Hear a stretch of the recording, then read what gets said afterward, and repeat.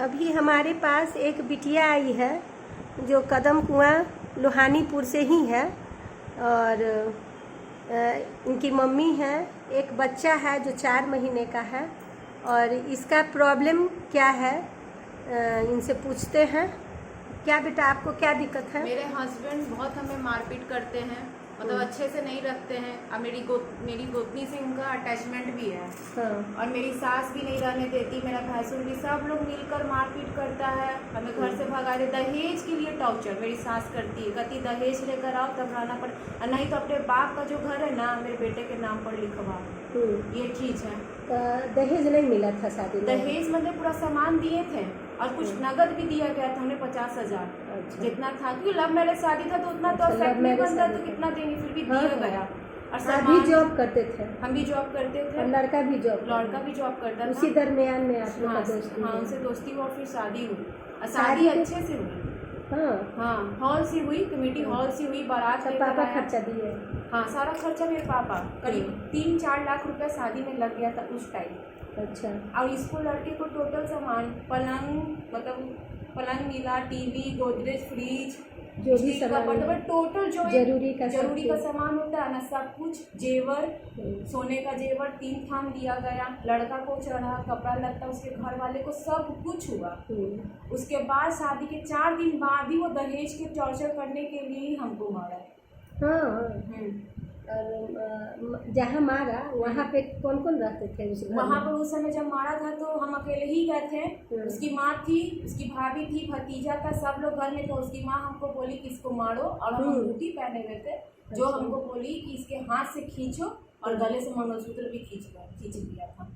और उसकी बड़ी भाभी जो है हंस रही थी। हाँ, कोई बचा नहीं रहा? कोई नहीं बचा रहा था, दरवाजा बंद करके मारा था। बाबू, ये जो बच्चा है, ये बच्चा मेरा 4 महीने का है। तो कौन देख रहा था जिसमें? ये अभी इसको कोई नहीं देख रहा, ये अभी हुआ है, ये 4 मंथ का।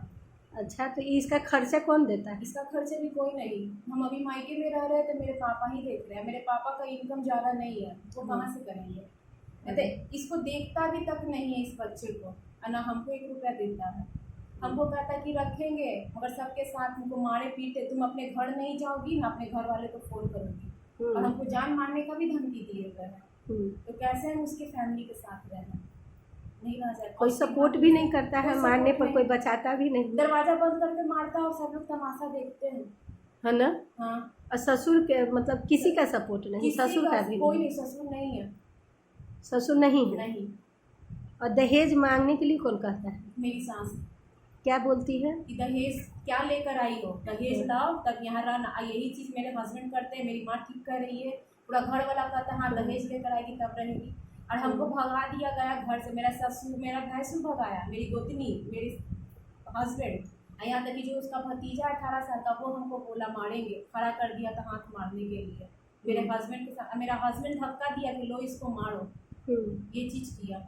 अरे बेबी 4 महीना की, बच्चा बेटा है। हाँ, बेटा का खर्च भी नहीं देता, कुछ नहीं देता, देखने भी नहीं जा रहा है, बस ये गली से वो गली, मतलब 2 गली के अंतराल में नहीं पूछता है कि मेरा बच्चा कैसा, जबकि उसको 10 बार फोन करते हैं कि बच्चे का तबीयत खराब है, फिर भी पलट कर नहीं पूछता है। कुछ भी नहीं कहता है। शादी करने के पहले क्या बोलता था? शादी करने के पहले यही कहता था कि तुमको हम अलग लेके रखेंगे, मेरी भाभी के साथ तुम्हारा नहीं पटेगा, और वो अलग लेकर नहीं रखा।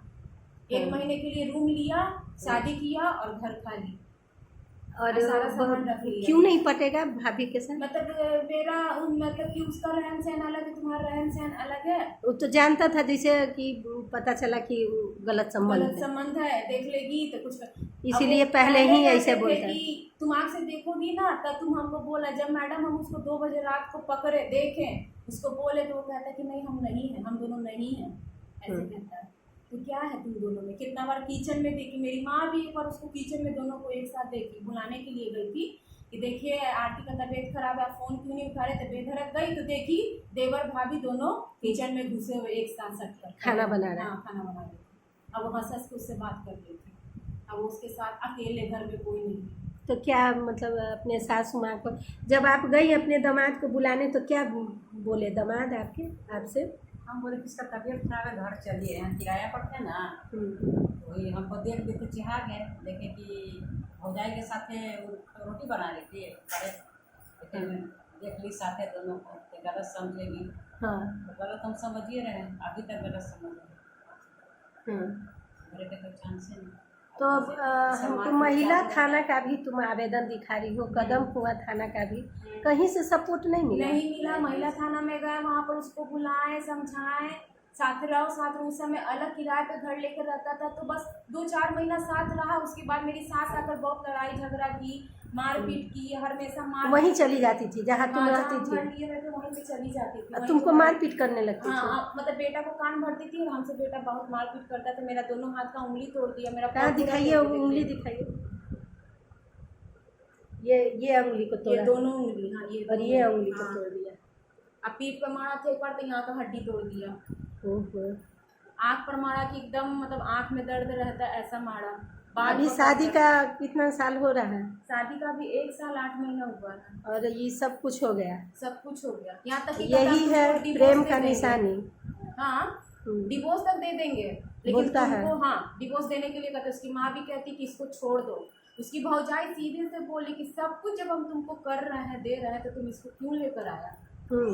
हम अपने कान से सुने और मेरे फैमिली के मुंह पर भी ऐसा बोली। मतलब भाभी बोली कि हम तुमको सब पूरा कर ही रहे थे, तो शादी क्यों किया? क्यों किया? तुम इसको लेकर क्यों यहाँ आया मेरे सामने? मेरे पास क्यों आया? हाँ, क्यों लेकर आया मेरे पास? यहाँ से इसको भगाओ। तो वो हमको भगा दिया।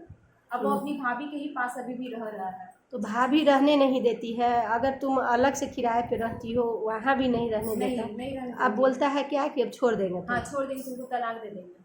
हाँ, हम इतना अपने आसान छोटे है। से बच्चे को लेकर कहाँ जाए आके? मेरे पास तो कुछ है नहीं। मेरा सारा सामान लिए हुए है। मेरे पर शरीर पर जो एक हम नाइटी पहन कर अपने ससुराल से मायके आए, हमको इस तरह से धक्का देकर निकाला गया। हाँ। और मेरे पापा को कहा, मेरा भैंसुर, कि अपनी बेटी को लेकर यहाँ से जाओ। तो महिला थाना क्या बोली? महिला थाना बोली कि बस आप लोग साथ में रहो और कुछ नहीं। यहाँ आई थी वो लोग? नहीं, यहाँ लोग नहीं आई थी, कोई नहीं आई। सिर्फ इसको बुला कर समझाया गया। हाँ। ये कहा अच्छे से रखेंगे, बॉन्ड पे साइन भी किया। हाँ। उसके बावजूद भी कुछ नहीं। हम कहते थे कि केस कर देंगे, ऐसे कर रहे हैं तो कहते हैं अक्सर महिला थाना का केस यहाँ आता है और कोई मदद नहीं मिलता है। पीड़िता परेशान हो जाती है। कितनी पीड़िता तो आत्महत्या करने पे मजबूर हो जाती है, या दिमागी हालत उसका खराब हो जाता है। आज ये भी बेटी जो थाना, जो कदम कुआं थाना से भी नहीं मदद मिला है और ना ही महिला थाना से मिला है, जबकि कदम कुआं लोहानीपुर से काफ़ी दूरी है महिला थाना। वहाँ जाने का भाड़ा, आने का भाड़ा सोच सकते हैं कि जो एक छोटा बच्चा को लेके कैसे जाती होगी, आती होगी, कितना परेशान है। और मदद के लिए ही खोला गया है महिला थाना, और कोई मदद नहीं मिलता है। और कदम कुआं थाना में आपकी आयु कौन थी? आयु थी पूनम, शायद कौन थी, नाम नहीं मेरा निकाउंसिंग का याद नहीं है। तो क्या बोली? वो तो बॉन्ड पे लिखा है। वो तो उन लोगों को समझाती थी कि अच्छे से रहो, शादी किया तो क्यों मारपीट करते हो, बस ऐसे ऐसे। और मेरी मतलब की गोतनी कहती थी कि हम लोग साथ में नहीं रहते हैं, हम इसका एक हाथ मतलब एक कप चाय का भी नहीं जानते हैं, तो हम कैसे हम जानेंगे? उस समय सफाई देती थी। तो मेरे घर वाले सब लोग कहे कि ठीक है, साथ लेकर रख कर देखो फैमिली के साथ क्या करता है, साथ में रहें। ये लोग मारपीट जब किराए पे ही है और अपने अपने कमाई से रहना है, पट नहीं रहा है, तो क्यों ना अलग रहे? तो अलग रहने भी नहीं देता है ना देते। मेरे पति को कि पिंटू को हम यहाँ से अलग नहीं हटने देंगे, इसकी बीवी यहाँ नहीं रहेगी। हाँ, तो पिंटू को रखेगा। हाँ, वो रखेगा, वो पूरा घर का खर्च उठाता है, अपनी बीवी और बच्चे को यहाँ से भगाओ, उनका कहना है।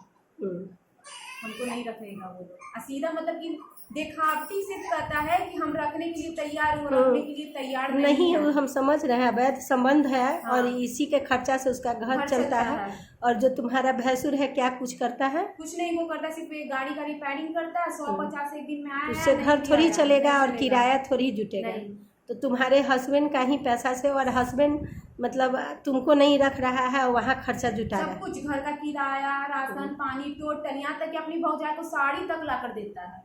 हाँ।